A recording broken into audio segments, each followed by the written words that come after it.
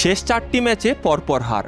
আমিরাতে শেষ 2 ম্যাচে সংযুক্ত আরব আমিরাতের কাছে ও নতুন সিরিজে টানা 2টি ম্যাচে পাকিস্তানের কাছে এই ব্যর্থতার চরম মূল্য দিতে হলো বাংলাদেশকে। টি-20 র্যাঙ্কিংয়ে এক ধাপ নিচে নেমে 10ম নম্বরে পৌঁছেছে লিটন দাসের দল।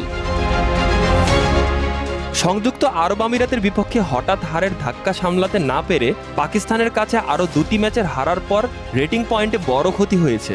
বাংলাদেশের রেটিং এখন 220, যা আগের 225 থেকে 5 পয়েন্ট কম। এই সুযোগে 223 রেটিং নিয়ে আফগানিস্তান উঠে গেছে 9ম স্থানে। বাংলাদেশের ঠিক পিছনে 202 পয়েন্ট নিয়ে রয়েছে আয়ারল্যান্ড। অর্থাৎ আরও একটি হারের ধাক্কা এলে শীর্ষ 10 থেকেও ছিটকে পড়ার সংখ্যা জেগেছে। একসময় 2012 সালে বাংলাদেশের টি-20 র্যাঙ্কিং ছিল 4 নম্বরে, কিন্তু এখন সেই সোনালি দিন কেবল স্মৃতি। টি-20 হোক, ওয়ানডে হোক কিংবা টেস্ট, 3 ফরম্যাটেই র্যাঙ্কিংয়ে বাংলাদেশে এখন নিচের দিকে।